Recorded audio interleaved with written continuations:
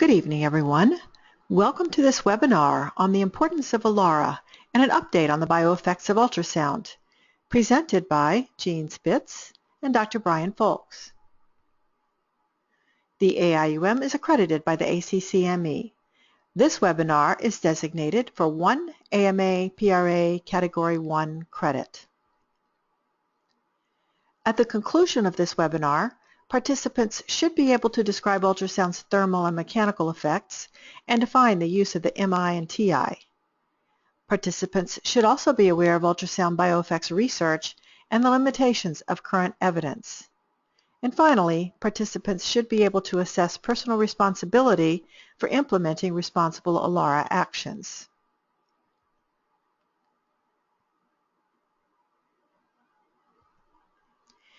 As an ACCME accredited provider, it is the AIUM's policy to ensure that the contents and quality of this activity are balanced, independent, objective, and scientifically rigorous. All individuals who are in a position to control the content of an educational activity are required to complete a disclosure form. All disclosures are reviewed by the AIUM, and any conflicts of interest are resolved or managed prior to an activity. Disclosures for Dr. Fowlkes are listed. Jean Spitz and Kathy Minton have no disclosures.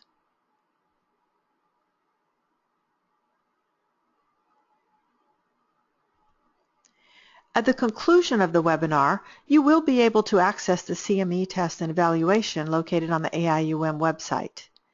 Participants who complete the post-test with a grade of 70% or higher will be awarded 1 CME credit. Credits for this webinar are approved for physicians, sonographers, and radiologic technologists. During tonight's presentation, if you have questions for the presenters, you may type them into the question box on the right side of your screen. You will be able to submit questions throughout this webinar, but the presenters will not begin answering until the end of the presentation, at which time they will answer as many questions as possible. A recording of this webinar will be available on the AIUM website. And now, we're pleased to present Jean Spitz and Dr. Brian Fowlkes. Thank you, Kathy. Jean and I are going to spend a few minutes over the next little while this evening talking to you about an update of the bioeffects associated with ultrasound. Jean and I will be alternating back and forth, so Jean's going to take the first slide. Okay, we're going to start with the big picture. We're going to talk about quality of care.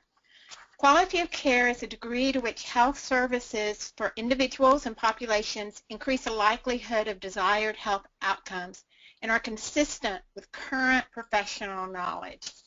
That implies that those providing the care are familiar with current professional knowledge and has led to the common term now, evidence-based care. It implies that we need to regularly review the literature in areas in which we practice. And so tonight we're going to review the literature on the bioeffects of ultrasound.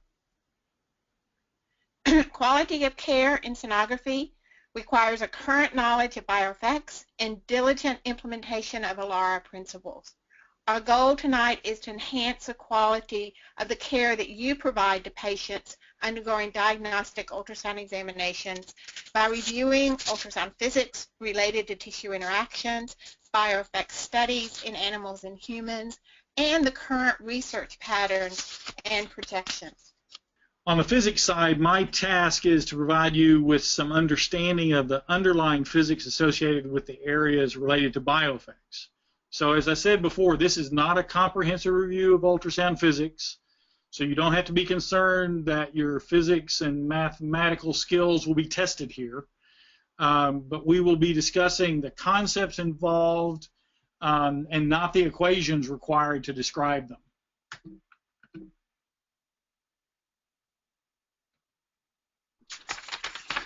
So the physical effects of ultrasound can generally be divided into 2 categories. One is thermal and the other is non-thermal, sometimes referred to as mechanical.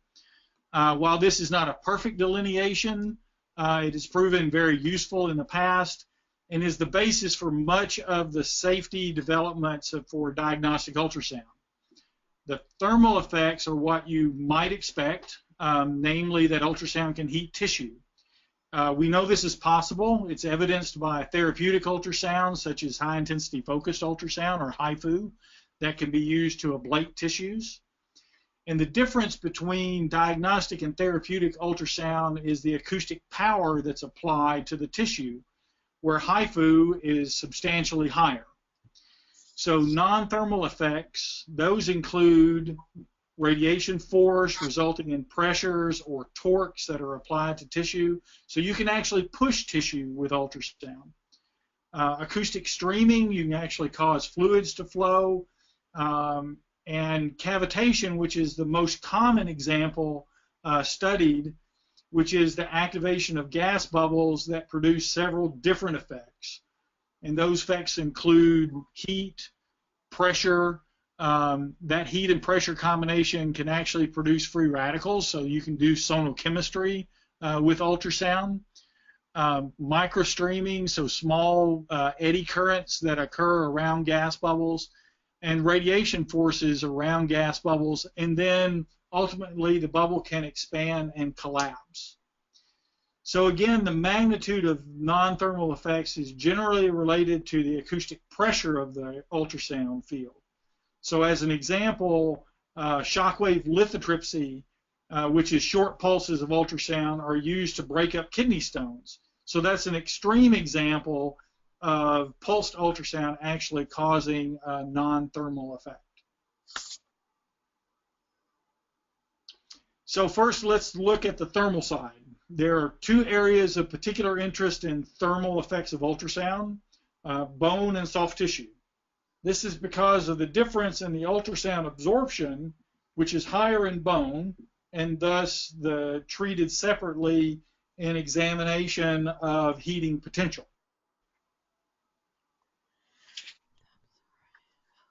However, one should understand two accepted facts for both bone and soft tissue. Ultrasound, including diagnostic ultrasound, can elevate the temperature of tissues. While not at the level of therapeutic ultrasound like HIFU, the potential to heat tissue is still present. In addition, we know that whole body heating of the fetus can result in pterologic effects.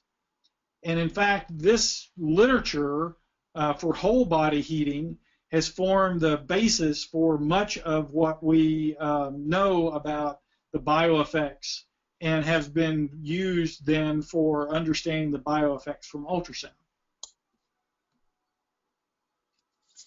We know from studies in humans that maternal hyperthermia has adverse effects. And animal experiments with ultrasound have shown teratologic effects, presumably due to heat. Mothers are often advised to avoid temperature increases to reduce the known risk. Obstetricians advise patients to avoid saunas and hot baths. As sonographers, we need to know how to avoid heat due to ultrasound as well. So the users of diagnostic ultrasound understand the effects of attenuation on the imaging. The loss of ultrasound signal from tissues at depth, that's a consequence of the loss of energy propagated down to and back from the tissues. So the attenuation is actually dependent on the tissue composition and on the frequency that's selected, such that if you choose a higher frequency, the ultrasound will be attenuated more rapidly. So the attenuation is a result of two effects, scattering and absorption. The scattering is actually the source of the signals we use in ultrasound imaging to produce the image. The absorption is the local conversion of the ultrasound imaging or energy that results in the energy loss and can contribute to the heating of the tissue. As Brian pointed out, there are situations where heating can be enhanced. Temperatures in bone and the tissues near bones can rise due to the high absorption of ultrasound by bone. In the fetus, this means the tissue nearest bone, such as near the skull or near the spinal cord, may be the most vulnerable. Gas bubbles are known to enhance heating as well.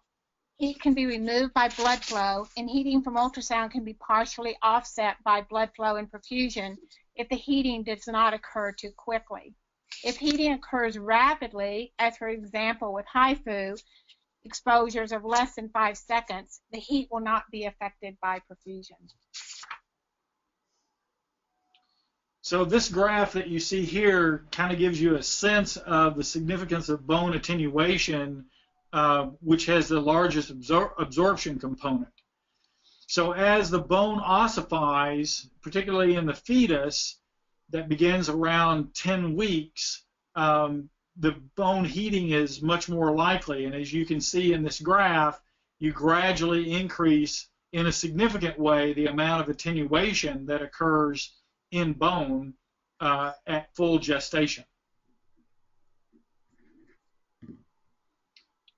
Other factors that affect heat production by ultrasound include the intensity of the sound, the size and location of the focal zone, rapid scanning motions that decrease the amount of time you're spending in one place, that's called the dwell time, and imaging mode, whether B mode, M mode, color, or spectral Doppler. We'll talk more about all of these as we continue.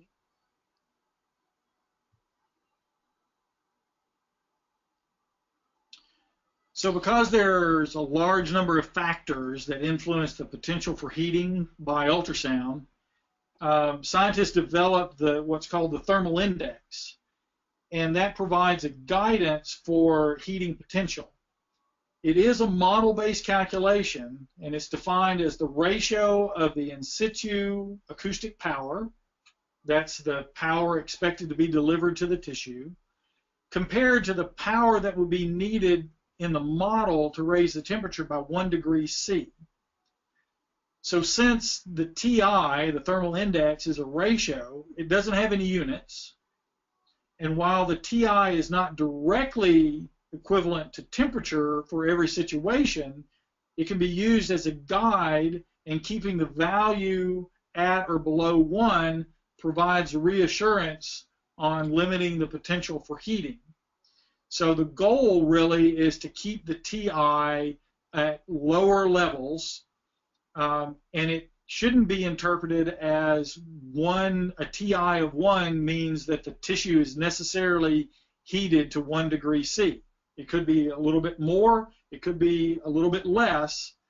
The whole goal is to make sure that the TI is kept as low as possible while making sure that you obtain the diagnostic information that's required. There are actually 3 different values for TI that are displayed on your ultrasound equipment.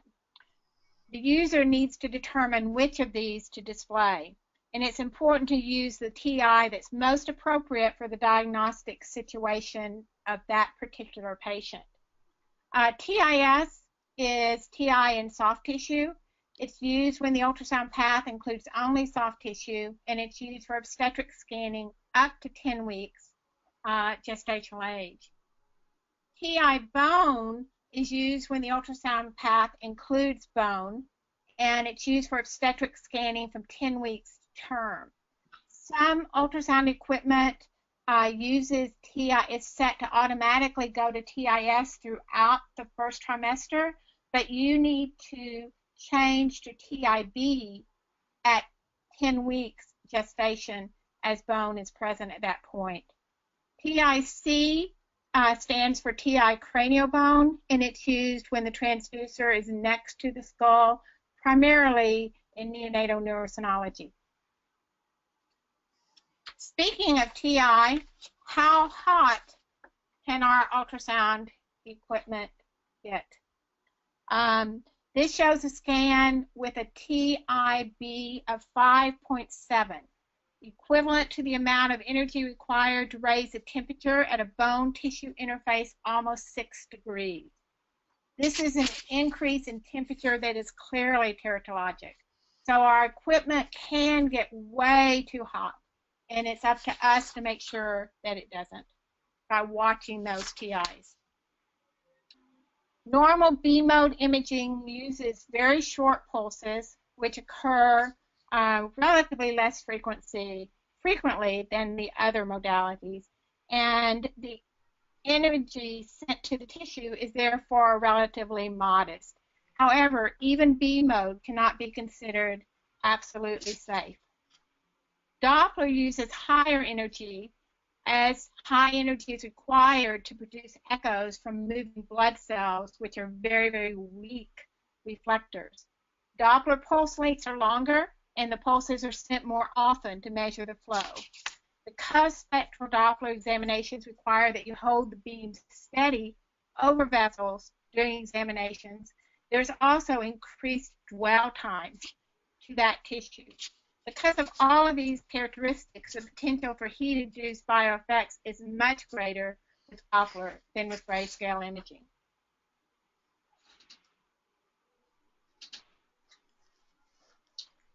So this chart gives some examples of the differences among the modes in terms of the spatial peak time average intensity, which is the ISPTA. That's regulated by the US FDA as part of their requirements on limiting ultrasound outputs. These are not the actual in situ values, in other words, what you would actually see necessarily in the tissue, and thus are a bit higher than might be found at depth in the image, but it still demonstrates the impact that mode selection can have on the intensity of the ultrasound. So you can see here that there's considerable difference between the ISPTA for B mode as opposed to spectral Doppler, which is consistent with what Jean was just saying.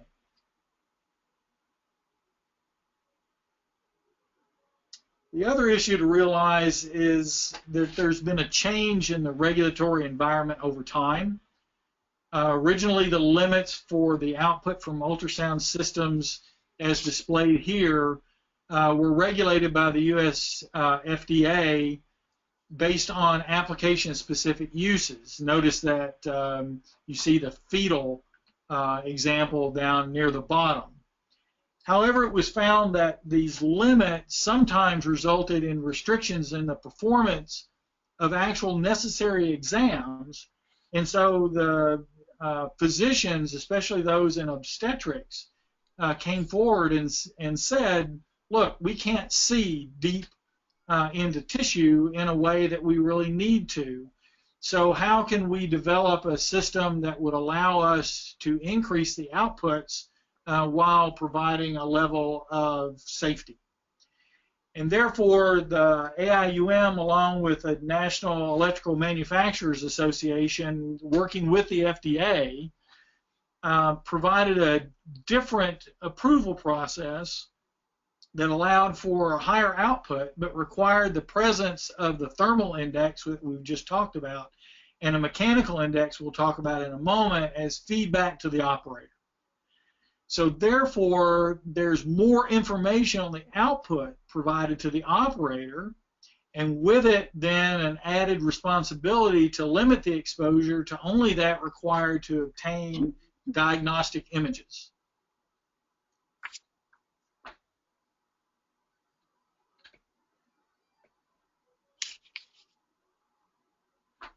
As mentioned before, there's potential for effects other than heating. You can cool tissue and still see bioeffects from ultrasound. These effects are the result of mechanical mechanisms such as radiation forces, acoustic streaming, and cavitation. These can manifest in a variety of biological effects, including rupture of capillary vessels, creating small petechiae in the lung or in the GI tract of animals. Tissues containing gas pockets are particularly vulnerable to cavitation.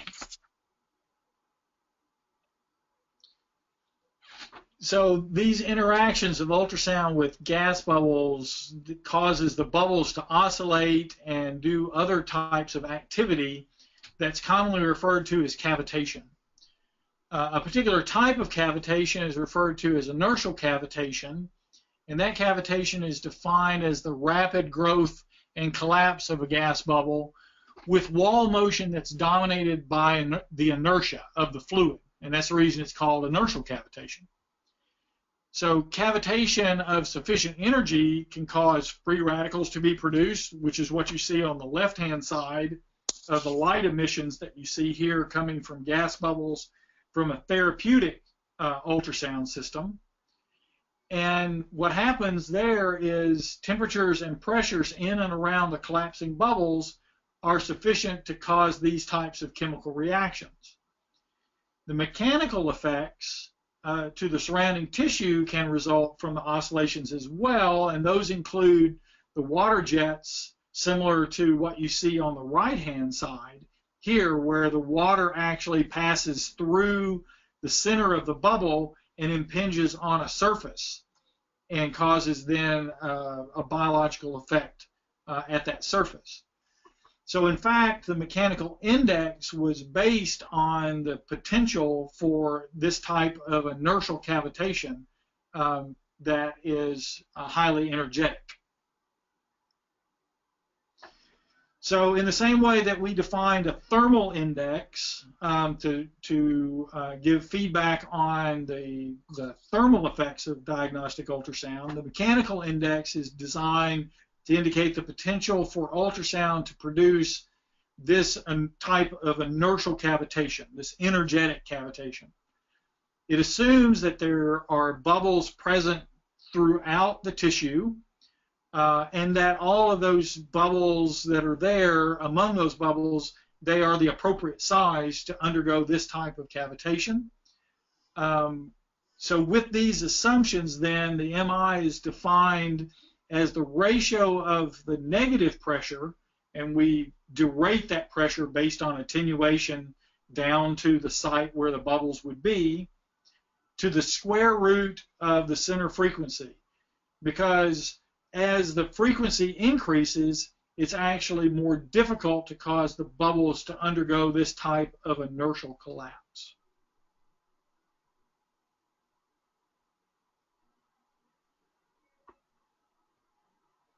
So now you know what MI and TI are all about. Some of you may be saying, I'm only a sonographer. Shouldn't someone else worry about bioeffects? No. It's clearly your responsibility, the responsibility of the person applying the energy, to minimize that energy to as low as reasonably as achievable or ALARA.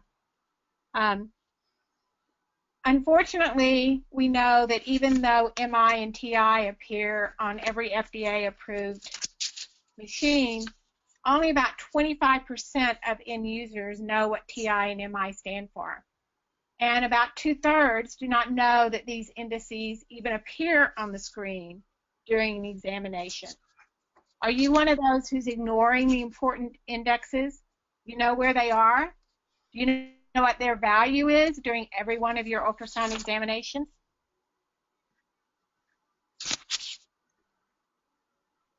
The scientific community has been investigating the bioeffects of ultrasound since before diagnostic ultrasound became common in clinical practice. Ever since the Fry brothers started looking at ultrasonic surgery, and even before, scientists have been interested in the interaction of sound and tissue. There are hundreds of studies on the bioeffects of ultrasound. We cannot review all of that literature here, but Brian and I want to give you some of the information related to bioeffect studies to help you when you hear of such studies or when patients ask you about such studies. First of all, it's important that you understand the limitations of bioeffect studies. Over the years, there have been a variety of reports in the literature concerning apparently observed effects of ultrasound. Many of the effects have not been confirmed by repeating the experiments. In some cases, it is difficult to establish what, if any, mechanism of ultrasound interaction with tissue could possibly be responsible for the observation. The reporting of exposure conditions, and by extension, ultrasound dosimetry, has been inadequate in many of the published papers. And since ultrasound is so broadly used in such different ways, The total ultrasound exposure to patients in the general population is difficult to know. The amount of exposure to specific tissues during a medical sonography exam is dependent, as we've said, on the dwell time, and that is very difficult to quantify as sonographers move and shift the angle of the beam quickly, and you don't really know how long you've stayed on the same area of tissue. An additional interesting issue is the fact that ultrasound is so widely used that we can no longer find a control population that has had no ultrasound, but is in all other respects the same. So human epidemiologic studies are very, very difficult at this point. There are other ways of looking at biological effects of ultrasound besides looking at the human condition. Commonly, scientists will use in vitro studies to conduct experiments on cells and other constructs such as tissue samples, and all of these are valuable tools for researching bioeffects, particularly with regard to establishing mechanisms as controlled environments can be maintained under these conditions. But one thing to remember is that care must be taken in interpreting such experiments in terms of what can be expected to occur in vivo. So you can't necessarily take the in vitro results and directly translate those into what can be expected in the in vivo case. Animal studies can provide for a much more controlled population for in vivo research, but similarity to the humans can be an issue in predicting the likelihood of the effects to occur in people. Some animal studies have shown changes in birth weight, effects in lung and intestines related to the presence of gas, and more recently, neuronal migration changes in fetal mice exposed to ultrasound. This latter study showing changes in brain stem cell migration is currently being referenced frequently, but the study has not been replicated independently. To learn more about it, we suggest that you look at the literature review from the AIUM Bioeffects Committee related to this research that is found in the April 2009 issue of JUM.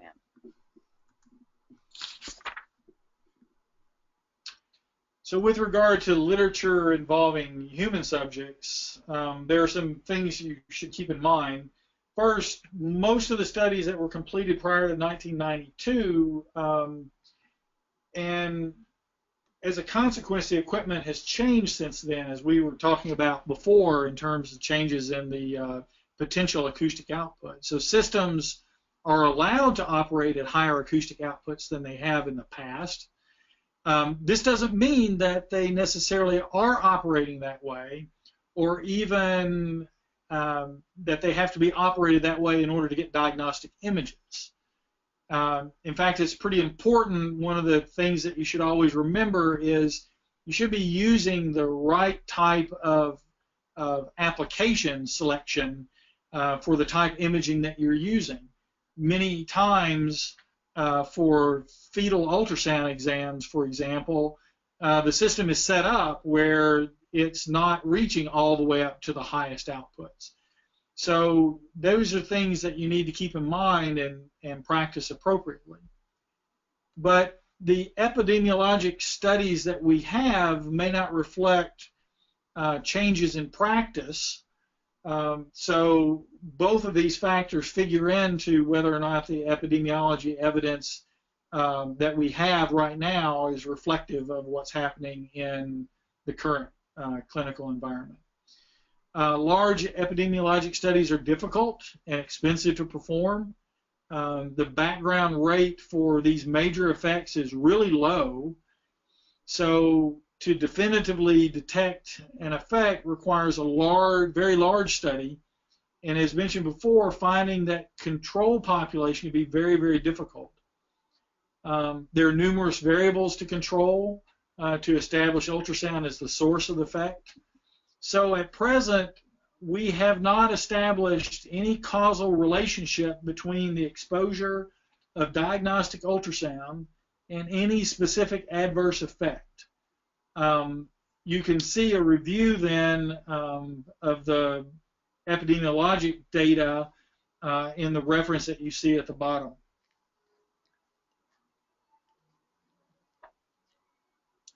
Another way of summarizing the human epidemiologic studies is that there is no epidemiologic evidence then, in the early 90s, or now available to support the assertion that ultrasound is absolutely safe. This means that the absence of any definitive effect does not provide experimental evidence of the safety of ultrasound. It's very difficult to prove the negative, i.e. that ultrasound doesn't have effects. So bottom line, be careful what you tell patients. Tell patients that the benefits from medical ultrasound greatly outweigh the risks. But it is important to be conservative and careful with ultrasound and to make sure that the person performing it has an understanding of bioeffects and is applying that knowledge to the exam being done. So what are the present concerns? And are these real or perceived?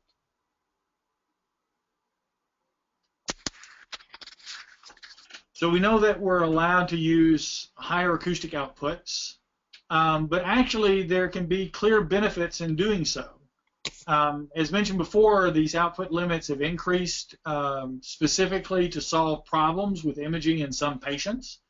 We all experience that, where you need to go ahead and increase the acoustic output in order to achieve the diagnostic information that's necessary for a given patient. Another example is harmonic imaging. And harmonic imaging simply can't be done if the output is too low, because it requires a nonlinear phenomenon that won't occur at low acoustic output. So you actually need the output to be relatively high for harmonic imaging to actually work. And we're all familiar with the improvements in image quality that comes through harmonic imaging. Similarly, elastography relies on ultrasound fields that actually induce motion, so it's a necessary effect on the tissue that yields the diagnostic information. You have to push the tissue in order to see whether or not it responds elastically. But it will be the responsibility of operators to understand how to use the ultrasound they need to get the diagnostic information that's required, and that hasn't changed. So uses of ultrasound are going to increase, as well as the introduction of new users. So education is going to be extremely important. So as these potential users are identified, the efficacy of the use should be established. Why perform an ultrasound if it's not going to be useful to the patient? This relates back to how Jean was stating earlier in the session of evidence-based practice. There's got to be a reason why you're performing the ultrasound exam. New users will need that education in order to understand what the proper use for ultrasound would be.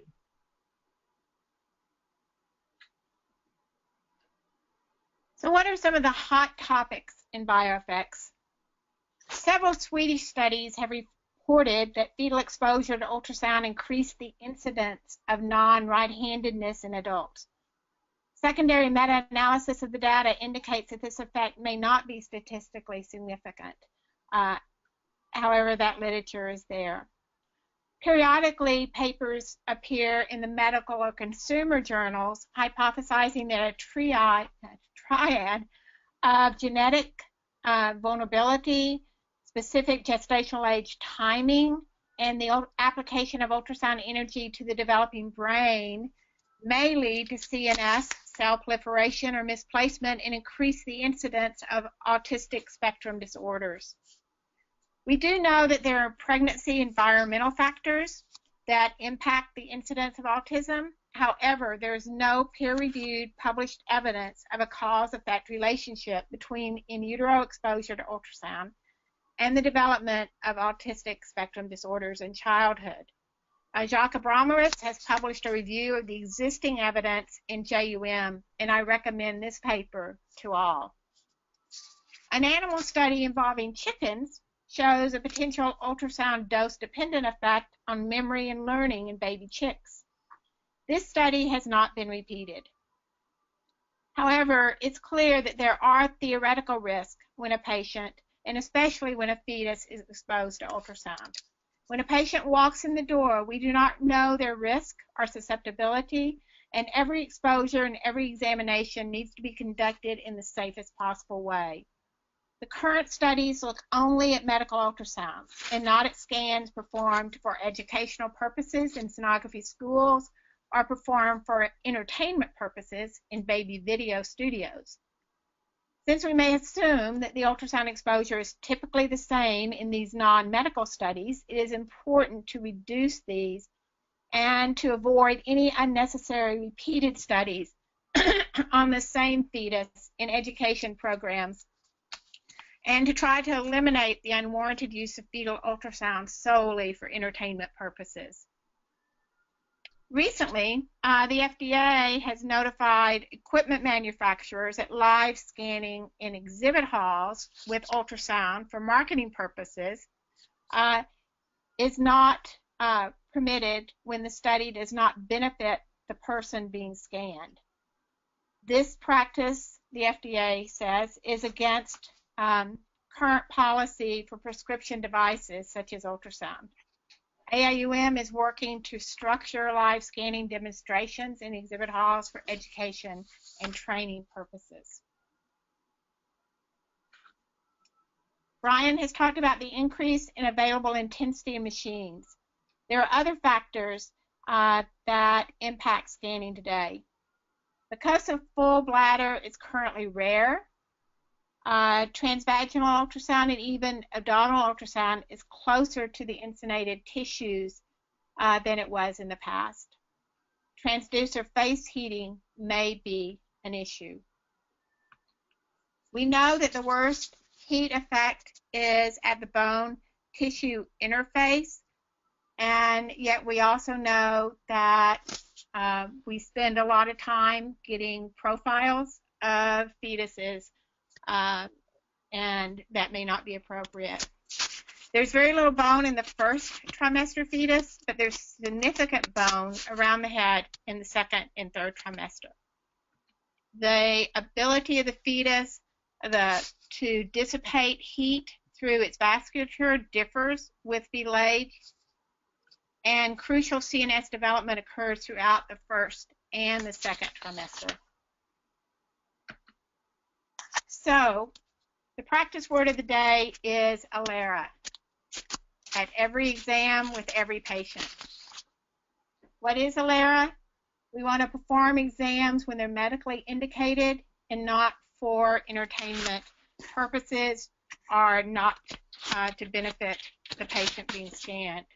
We want to keep the output as low as possible, compatible with accurate diagnosis. We want to keep the exam as short as possible, compatible with accurate diagnosis. We want to avoid dwelling on the fetal head or other bony areas in the fetus. And most of all, we want you to find the MI and the TI on your screen and keep it as low as possible. Under 1 and basically under 0.7 during pregnancy, unless diagnostic information cannot be otherwise obtained.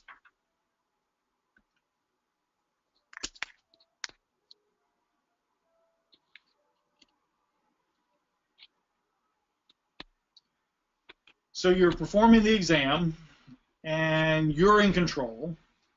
So you have some responsibilities. There are a few things that you can actually control. You need to learn how best to obtain images. Your skill level and proficiency at obtaining these images is going to be very important. Being able to get in and get the information and get back out of the exam is an important contribution to the safety of diagnostic ultrasound. The other thing is to make sure that you use the appropriate applications that are defined on the scanner. A trick question that I ask students sometimes is, so you're about to do a fetal cardiac exam, should you use the cardiac settings or the fetal settings? Well, the answer obviously is the fetal settings. The cardiac output, if it's adult cardiac output, is some of the highest output that ultrasound machines actually use because it's difficult to get through the chest wall and be able to make images of the heart in adults. So using the right application, realizing that those applications have really been tuned up to work best for a given purpose. Decrease the output power to the lowest level that gives you the images that you need, but use the output you need. At no point should you be sacrificing diagnostic information out of a fear of a risk for a biological effect. At the present time, obtaining that diagnostic information has a far greater benefit than any potential risk that might be caused by the use of ultrasound. The other thing to think about is if you don't do the ultrasound exam, what are we going to do? Are we going to turn them over to have an x-ray done where we really do know what the finite risks are associated with radiation exposure? And at the end of each exam, it might be a good practice to actually reduce the output level back down so that at the beginning of the next exam, it won't be any higher than is actually necessary. If maternal fever is present, consider reducing time and intensity of exposure, but do not sacrifice the diagnostically required information. Move the transducer frequently to reduce dwell time in any particular area of tissue. And do not dwell on the fetal skull to obtain that perfect fetal profile or just to watch the baby.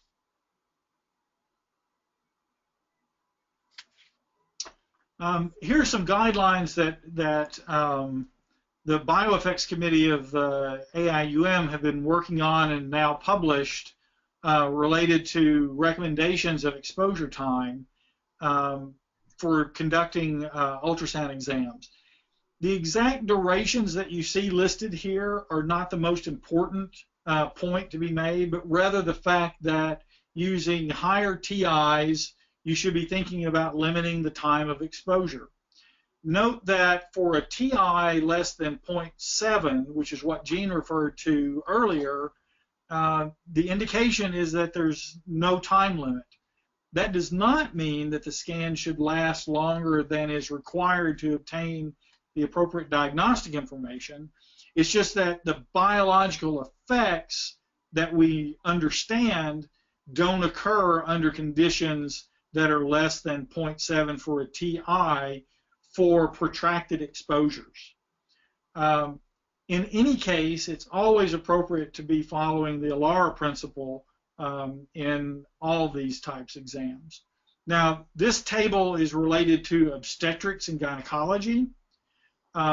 This is similar recommendations that are for adult transcranial, general abdominal, peripheral vascular, neonatal, and other types of scanning, with the exception of the eye.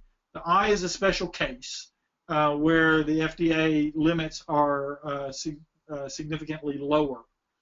So as you can see from this table, the exposure times or the TI ranges for a given exposure time have increased, and that reflects the lower potential risk that exists in these cases as opposed to fetal imaging. Some additional items. Heating is greatest between the surface of the transducer and the focal zone. So consider moving the focal zone deeper into the tissue when scanning the fetal head or tissue near a bone. When you're doing a VPD, you don't necessarily you don't want to put the focal zone in the bone. You want to move it deeper to reduce the heat created in that bone. Use Doppler only when medically indicated, and in pregnancy, Doppler should be used only when the benefits outweigh the risk. It should not be used routinely for fetal heart documentation. You should use M-mode for fetal heart documentation. in pregnancy at all times. Is Doppler worse? There are questions about using Doppler, and that's received a lot of attention lately. There are times when the benefits of using Doppler outweigh the risk, even in obstetrics. This shows a Doppler examination of an embryo with a TI of 0.2. This is lower than you might obtain with a grayscale image. So you can use Doppler safely when the benefits outweigh the risk, when it's required, when it's needed, but not routinely for fetal heart, and only when the TI is kept very low. You make a difference when you use Doppler. So with regard to the ALARA principle and the potential for mechanical effects, limit the exposure to vulnerable tissues. If you think about where gas actually exists inside the body, that's where the bubbles are for the most part. So that's going to include lung, the GI tract, intestines, those types of locations where there are gas bodies known to exist. There are other times when gas bodies may exist inside tissue. But the logical ones are the ones that you need to be aware of. Lower the MI to a minimum value consistent with adequate imaging. That's just generally safe when it comes to implementing the ALARA principle. And scan the necessary areas only. There's no need to be scanning a whole lot of different places that aren't part of the necessary diagnostic exam if it's needed. So Brian and I want to thank you for your interest in this topic, and we want to try to answer any questions that you have. Remember, ALARA is important, and it is the responsibility of each of us to provide safe and efficient ultrasound examinations. Are there any questions?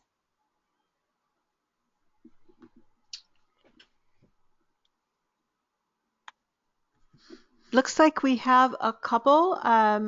I just chatted one to you, Dr. Fowlkes. Do you see the question in your chat box? Let me see here. I'm looking in the question box. Let's see. There, chat box.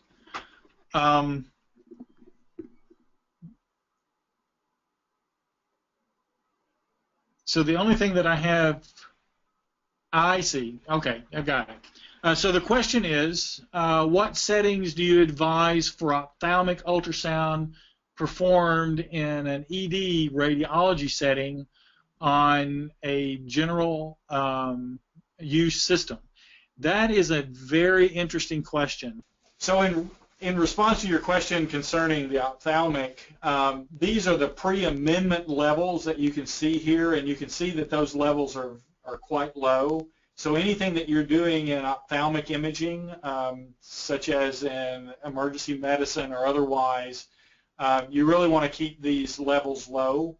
So the ISPTA is all the way down at only 17 milliwatts.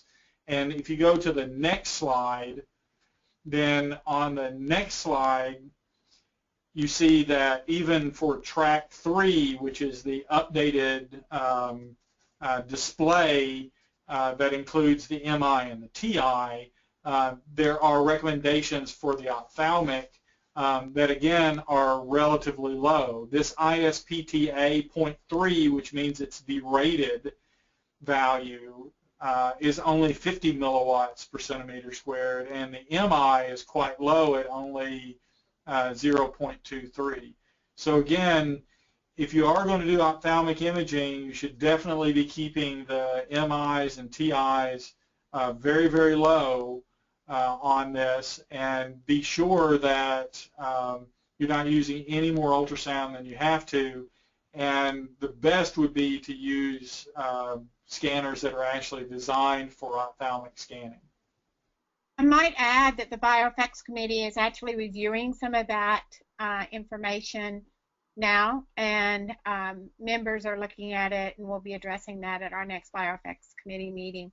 because that question has come up, the use of general purpose machines in the ED to look at the eye. And so we're looking at the data in evidence now. The next question that comes up is this, the person says, thank you very much for the update. Do you have any comments on Dr. Doug Miller's finding of damage in rat lungs? The work that Doug has done, Dr. Miller has done, is actually quite interesting in rat lung, and he's not the only one that's done work in that area. It's fairly evident that under those types of circumstances, you're actually able to produce petechial hemorrhage in lungs. How those relate to imaging in humans is we don't know the exact translation across to the human condition for those. I expect that there may be circumstances where petechial hemorrhage might occur during ultrasound done in human lungs. It's becoming more common to do that for looking for pleural effusions and various other types of conditions that exist that now are being used. Ultrasound's actually being used to do lung imaging. So while the experiments are in small animals are fairly clear, there's some confounding evidence that exists in large animals where certain ventilation conditions then actually reduce the amount of effect that they had in large animal lungs. The other thing to keep in mind is that we experience small amounts of petechial hemorrhage in our lungs fairly often, and those get resolved. So while it may be a finite risk, it may be that the diagnostic information still outweighs the risk to an individual patient.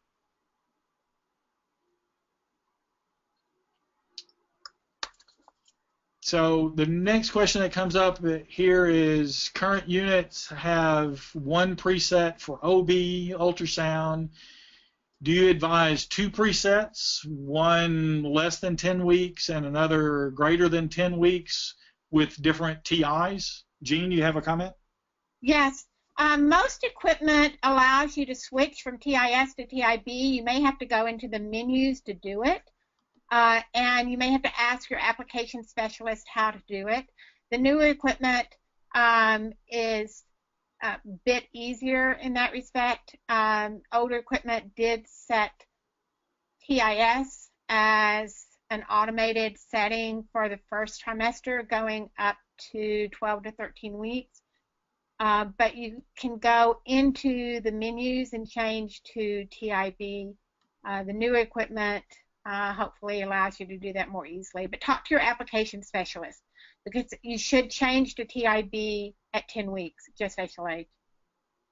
Yeah, I mean, to my mind, it seems like a great idea to especially if you have to drill down into several different menus in order to be able to switch between TIS and TIB, to just go ahead and do one preset that is less than 10 weeks where it's TIS, and then a separate one that's already got TIB up that's greater than 10 weeks, especially if you have to work very hard at finding how to make that switch. Sometimes out of sight, out of mind. I mean, in finding these different indices and being able to switch them. In an OB clinic, if you were switching them all the time, then you might be used to it. But I would think that setting a preset might be a good idea, just to be able to always make sure it pops up the right thing. There's a question, are nuchal translucency scans a concern? Not if the TI is low and ALARA is appropriately used. We do see a lot of NT images that are submitted with TI soft tissue instead of TI bone. And at the gestational age, when the nuchal translucency is measured, it should be TI bone. and it should be under 0.7.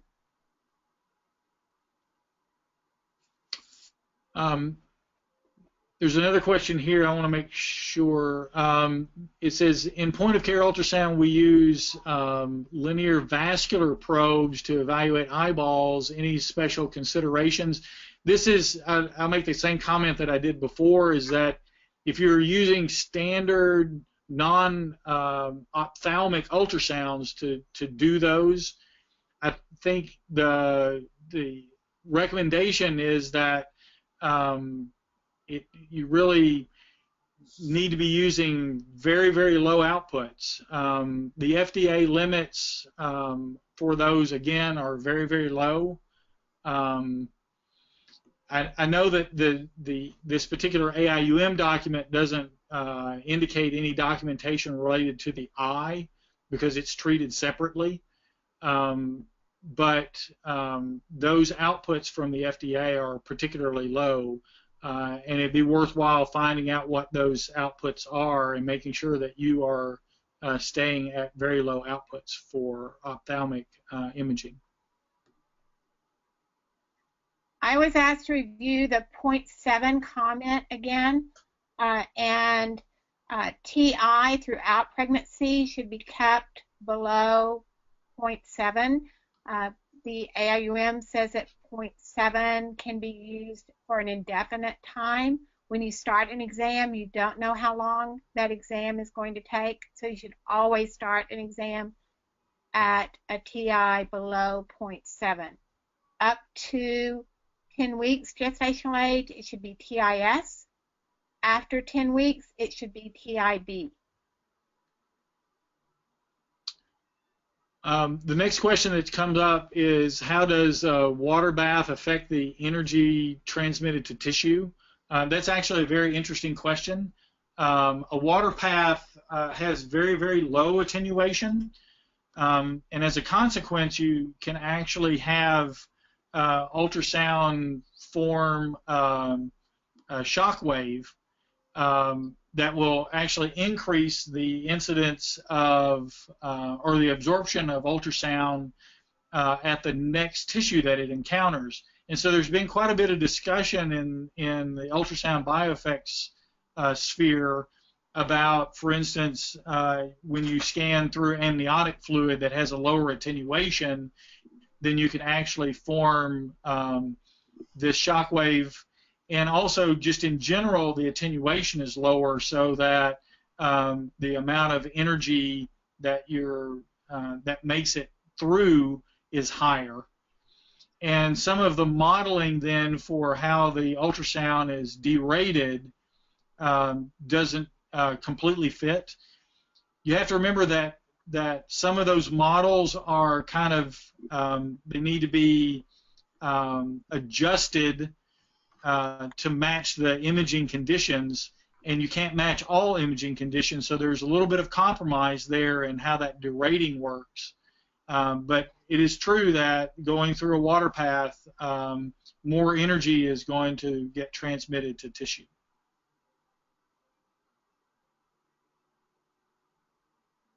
So the next one is shear wave elastography. The question is shear wave elastography safe to use for liver and other organs? I think very much so. I think if the potential diagnostic benefit for elastography is really, really high, liver isn't particularly susceptible with regard to the presence of gas bubbles and those kinds of things. There's been work done by a task group at the AIUM looking at the outputs from diagnostic ultrasound, and in reality, diagnostic ultrasound outputs might be a little low right now to be fully effective throughout the liver. So there may be some considerations in the future for actually increasing the acoustic output conditionally, specifically to be able to obtain relevant diagnostic information in elastography deep within the liver. Right now, we're limited in terms of how deep within the liver we can actually do elasticity imaging, and that may be actually to the detriment of the patients.